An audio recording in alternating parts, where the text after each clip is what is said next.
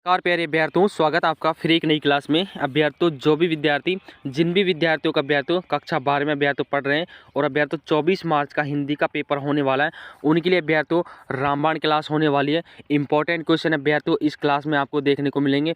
वही अभ्यर्थियों इस क्लास में सेलेक्ट किए हैं प्रश्न जो आपके एग्जाम की दृष्टि से मोस्ट इंपॉर्टेंट क्वेश्चन होते हैं। अभ्यर्थियों, अगर आप इस क्लास को पूरा वॉच करते हो तो एक भी नंबर अभ्यर्थियों एक भी नंबर आपका नहीं कटने वाला अभ्यर्थियों। पहला प्रश्न आपका 12 नंबर का होने वाला है अभ्यर्थियों, एक भी नंबर आपका इसमें से मैं नहीं कटने दूंगा। क्लास को पूरी वॉच जरूर करना। तो चलिए विद्यार्थी, बिना देरी की क्लास स्टार्ट करते हैं। पहला क्वेश्चन अभ्यर्थियों आपसे पूछा है कि निम्नलिखित बहुआत्मक प्रश्नों के उत्तर अपनी उत्तर पुस्तिका में लिखिए। तो अभ्यर्थियों जो पहला प्रश्न है उसमें 12 क्वेश्चन होने वाले हैं। 12 क्वेश्चनों में से अभ्यर्थियों हर क्वेश्चन आपका 1 नंबर का होने वाला है। एक भी नंबर आपका मैं नहीं कटने दूंगा। क्लास को ध्यान से पूरा जरूर देखना।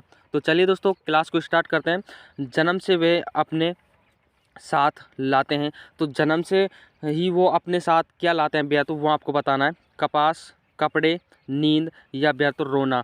तो अभ्यर्थियों जन्म से वही अपने साथ क्या लेकर आते हैं अभ्यर्थियों, तो अभ्यर्थियों कपास। कपास इसमें आपका करेक्ट आंसर हो जाता है। जन्म से ही वे अपने साथ लाते हैं, तो कपास आपका इसमें करेक्ट आंसर हो जाएगा। ऑप्शन ए अभ्यर्थियों 1 नंबर का क्वेश्चन होने वाला है। बात करते हैं अगले दूसरे नंबर क्वेश्चन की।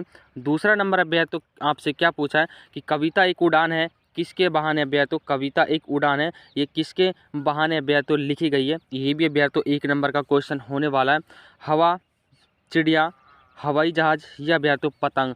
तो कविता एक उड़ान है, ये किसके बहाने लिखी गई है कि इस राइटर ने अभ्यर्थियों किसके बहाने इसको लिखा है। तो करेक्ट आंसर की बात की जाए, ऑप्शन 2 आपका इसमें करेक्ट आंसर हो जाएगा, यानी कि चिड़िया। चिड़िया के बहाने कविता एक उड़ान है अभ्यर्थियों, ये एक नाम है कविता का, जो अभ्यर्थियों एक चिड़िया के ऊपर ये कविता लिखी गई है। याद रखना अभ्यर्थियों। बात करते हैं अगले क्वेश्चन की।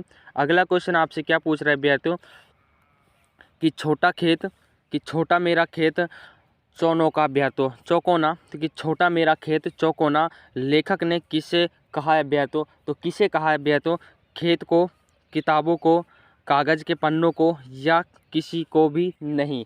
तो करेक्ट आंसर की बात की जाए तो छोटा मेरा खेत चौकोना। राइट आंसर की बात की जाए अभ्यर्थियों कागज़ के पन्ने को कहा है। ऑप्शन आपका 3 करेक्ट आंसर हो जाता है। चौकोना अभ्यर्थियों चौकोना एक कागज़ का पन्ना होता है, तो छोटा मेरा खेत चौकोना ये अभ्यर्थियों एक कागज़ के पन्ने को कहा है। ऑप्शन 3 आपका इसमें करेक्ट आंसर हो जाता है। बात करते हैं अभ्यर्थियों अगले क्वेश्चन की।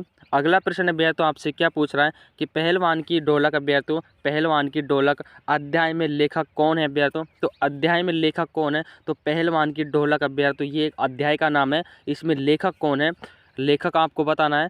तो अभ्यर्थियों इसमें आपके ऑप्शन हो जाते हैं फणीश्वर नाथ रेणु या अभ्यर्थियों आपके धर्मवीर भारती या प्रेमचंद्र या आपके महादेवी वर्मा। करेक्ट आंसर की बात की जाए अभ्यर्थियों ऑप्शन 1 आपका इसमें करेक्ट आंसर हो जाता है, यानी कि फणीश्वर नाथ रेणु पहलवान अभ्यर्थियों जो अभ्यर्थियों पहलवान की ढोलक ये इसका अभ्यर्थियों लेखक माना गया है। ऑप्शन 1 आपका इसमें करेक्ट आंसर हो जाता है। बात करते हैं अभ्यर्थियों अगले क्वेश्चन की। अगला क्वेश्चन आपसे क्या पूछ रहा है कि मनुष्यों की क्षमता किस बात पर निर्भर करती है, तो मनुष्यों की क्षमता किस बात पर निर्भर करती है अभ्यर्थियों ये आपको बताना है। ऑप्शन आपके हो जाते हैं शारीरिक वंशा परंपरा, सामाजिक उत्तराधिकारी अभ्यर्थियों मनुष्य के अपने प्रयास या उपरोक्त सभी। तो करेक्ट आंसर की बात की जाए तो इसमें आपका राइट आंसर की बात की जाए ऑप्शन 4 आपका इसमें करेक्ट आंसर हो जाता है, यानी कि उपरोक्त सभी मनुष्य की क्षमता किस बात पर निर्भर करती है, इन तीनों ऑप्शनों पर निर्भर करती है। तो याद रखना शारीरिक वंश परंपरा और सामाजिक जो उत्तराधिकारी और मनुष्य के अपने प्रयास, इन तीनों ऑप्शनों पर निर्भर करती है। ऑप्शन 4 आपका इसमें करेक्ट आंसर हो जाता है। बात करते हैं अभ्यर्थियों 1 नंबर का क्वेश्चन होने वाला है अभ्यर्थियों, क्लास को पूरा जरूर देखना, एक भी नंबर अभ्यर्थियों आपका यहाँ से नहीं कटने वाला, आपसे वादा करते हैं। अगला क्वेश्चन आपसे पूछा कि अभ्यर्थियों सरिस के फूल को किससे समान बताया अभ्यर्थियों, तो जो सरिस के फूल को किसके समान बताया ये आपको बताया अभ्यर्थियों। ऑप्शन हो जाते हैं केसर, किसान, अवधूत या आपके अभ्यर्थियों अम्लतास। तो अभ्यर्थियों जो सरिस का फूल है, जो सिरिस का फूल है ये अभ्यर्थियों आपके अवधूत के समान बताया है। ऑप्शन 3 आपका इसमें करेक्ट आंसर हो जाता है। अवधूत अभ्यर्थियों याद रखना। बात करते हैं अगले क्वेश्चन की। अगला क्वेश्चन अभ्यर्थियों आपसे क्या पूछा है कि हिंदी भाषा को शुद्ध रूप से बोलने और लिखने संबंधित नियमों की जानकारी देने वाला जो शास्त्र है वो क्या कहलाता है। 1 नंबर का क्वेश्चन होने वाला है भैया, तो याद रखना, रट के ले जाना, क्वेश्चन छपने वाला है एग्जाम में। तो भैया तो ऑप्शन आपके हो जाते हैं व्याकरण शास्त्र, रसायन शास्त्र, पाक शास्त्र या आपके राजनीति शास्त्र। करेक्ट आंसर ऑप्शन 1 हो जाता है, यानी कि व्याकरण शास्त्र आपका इसमें राइट आंसर हो जाता है। बात करते हैं अभ्यर्थियों अगले प्रश्न की। अगला प्रश्न आपसे क्या पूछ रहा है अभ्यर्थियों कि मैनिफेस्टो जो शब्द है, मैनिफेस्टो शब्द का अभ्यर्थियों सही अर्थ आपको बताना है कि मैनिफेस्ट जो शब्द है इसका सही अर्थ क्या है अभ्यर्थियों। पोषणा अभ्यर्थियों, यह अभ्यर्थियों आपको हो जाता है घोषणा पत्र, समाचार पत्र, निमंत्रण पत्र या आपके त्याग पत्र। तो ऑप्शन 1 आपका इसमें राइट आंसर हो जाता है, यानी कि भैया तो घोषणा पत्र आपका इसमें करेक्ट आंसर हो जाता है। ऑप्शन 1 आपका इसमें राइट आंसर हो जाता है। बात करते हैं अगले क्वेश्चन की। अगला प्रश्न आपसे क्या पूछ रहा है कि आधुनिक समाचार माध्यमों से में जो सबसे पुराना है वो क्या है। आधुनिक समाचार माध्यमों में सबसे पुराना टेलीविज़न, रेडियो, प्रिंट या इंटरनेट। तो करेक्ट आंसर की बात की जाए भैया तो ये क्वेश्चन भी 1 नंबर का होने वाला है। तो करेक्ट आंसर की बात की जाए प्रिंट आपका इसमें करेक्ट आंसर हो जाता है। ऑप्शन 3 आपका इसमें राइट आंसर हो जाता है। जो प्रिंट है वो आधुनिक जो संसाधन है भैया तो सबसे पुराना माना गया है प्रिंट। अगले क्वेश्चन की बात कर लेते हैं भैया तो अगला क्वेश्चन आपसे पूछा है कि किसी खबर का घटना स्थल से सीधा प्रसारण क्या कहलाता है। तो किसी खबर का घटना स्थल से सीधा प्रसारण क्या कहलाता है भैया तो लाइव, फोन इन, बाइट या भैया तो आपके नेट। करेक्ट आंसर की बात की जाए तो लाइव आपका इसमें करेक्ट आंसर हो जाता है, यानी कि किसी खबर का घटना स्थल से सीधा प्रसारण किया जाए तो भैया तो वो लाइव कहलाता है। लाइव आपका इसमें ऑप्शन 1 आपका इसमें बिल्कुल करेक्ट आंसर हो जाता है।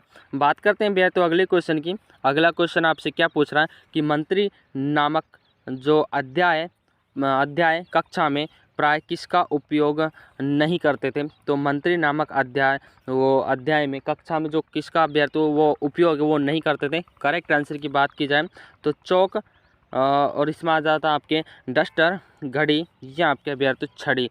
तो करेक्ट आंसर की बात की जाए भैया तो 1 नंबर का क्वेश्चन ये भी होने वाला है। तो राइट आंसर ऑप्शन 4 आपका इसमें करेक्ट आंसर हो जाता है, यानी कि छड़ी में जो छड़ी का उपयोग अभ्यर्थियों मंत्री नामक अध्यापक कक्षा में इस चीज़ का प्रयोग अभ्यर्थियों नहीं करते थे। छड़ी आपका इसमें करेक्ट आंसर हो जाता है। बात करते हैं अभ्यर्थियों अगले क्वेश्चन की। अगला क्वेश्चन आपसे क्या पूछ रहा है अभ्यर्थियों। अगला क्वेश्चन कि अभ्यर्थियों मोहनजोदड़ो किस काल के शहरों में सबसे बड़ा है। तो मोहनजोदड़ो अभ्यर्थियों आपको बताना है पाषाण काल, ताम्र काल या लोहा काल या अभ्यर्थियों पूरा पाषाण काल। करेक्ट आंसर की बात की जाए ऑप्शन 2 आपका इसमें करेक्ट आंसर हो जाता है, यानी कि अभ्यर्थियों जो ताम्र पाषाण काल है इससे अभ्यर्थियों सबसे बड़ा शहर माना गया है। तो यहाँ तक अभ्यर्थियों जो आपका 1 नंबर का क्वेश्चन होने वाला था वो 12 नंबर का मैटर आपका खत्म होता है। अब अभ्यर्थियों आपका जो दूसरा क्वेश्चन है, दूसरा क्वेश्चन अभ्यर्थियों आपसे रिक्त स्थान से पूछे जाएंगे। तो अभ्यर्थियों पहला क्वेश्चन की बात कर लेते हैं कि एक सीमित क्षेत्र में बोले जाने वाली भाषा के स्थानीय रूप को क्या कहते हैं अभ्यर्थियों, क्या कहते हैं। तो खालिस्तान में अभ्यर्थियों बोली आएगी अभ्यर्थियों जो एक सीमित क्षेत्र में बोली जाती है। अभ्यर्थियों सीमित क्षेत्र में जो शब्द बोला जाता है, एक सीमित क्षेत्र में बोले जाने वाली भाषा को बोली कहा जाता है अभ्यर्थियों। बोली आपका इसमें करेक्ट आंसर हो जाता है। अगला क्वेश्चन आपसे क्या पूछ रहा है कि निविदा के लिए सही अंग्रेजी शब्द क्या है अभ्यर्थियों। तो निविदा के लिए सही जो अंग्रेजी शब्द है अभ्यर्थियों वो आपके अभ्यर्थियों टेंडर होने वाला है। याद रखना अभ्यर्थियों टेंडर आपका इस खालिस्तान में आने वाला है। तीसरा जो शब्द है वो आपसे क्या पूछ रहा है कि सैनिक ने कमर कस ली वाक्य में जो शब्द शक्ति है वो अभ्यर्थियों कौन सी है। तो शब्द शक्ति आपको बतानी है। तीसरा क्वेश्चन में अभ्यर्थियों कौन सी अभ्यर्थियों, तो इसमें आपका करेक्ट आंसर लक्षणा हो जाएगा अभ्यर्थियों। लक्षणा आपका इसमें सबसे राइट आंसर हो जाएगा। जो चौथा क्वेश्चन है अभ्यर्थियों उसमें क्या आने वाला कि जब किसी शब्द का अर्थ न तो अभिधा से प्रकट होता है और न ही लक्षणा से, वो खालिस्तान शब्द शक्ति होती है। तो अभ्यर्थियों इस क्वेश्चन में क्या आने वाला है। तो अभ्यर्थियों इस क्वेश्चन के अंदर आपकी जो व्यंजना है, व्यंजना आपके इसके क्वेश्चन के अंदर आ जाएगा। व्यंजना आप इसके अंदर भर लीजिएगा। अगला क्वेश्चन क्या पूछ रहा है कि चारू चंद्र की चंचल किरणें खेल रही थी जल थल में पंक्ति में, खालिस्तान अलंकार आपसे पूछा अभ्यर्थियों। तो अनुप्रास अलंकार इसमें आपके आ जाएगा। अनुप्रास अभ्यर्थियों आप इस खालिस्तान में भर लीजिएगा। अगला क्वेश्चन आपसे क्या पूछ रहा है जब कोई बात बहुत बड़ा चढ़ाकर अथवा लोक सीमा का उल्लंघन करके कही जाए वो खालिस्तान अलंकार होता है अभ्यर्थी। तो इसमें अभ्यर्थी आपके जो अतिशयोक्ति अलंकार है, अतिशयोक्ति अलंकार आपके इसमें आ जाएगा। तो अभ्यर्थी क्वेश्चन आपको कैसे लगे, क्लास आपको कैसे लगी, जब तक आपका हिंदी का 24 मार्च का एग्जाम नहीं हो जाता आपको अभ्यर्थी डेली इसमें 2 मॉडल पेपर करवाए जाएंगे। तो याद रखना जो अगला मॉडल पेपर आने वाला है वो अभ्यर्थी पूरे क्वेश्चनों का आने वाला है। तो चैनल को जरूर सब्सक्राइब कर लें अभ्यर्थियों। मिलते हैं अभ्यर्थियों अगली क्लास में, तब तक के लिए जय हिंद साथियों।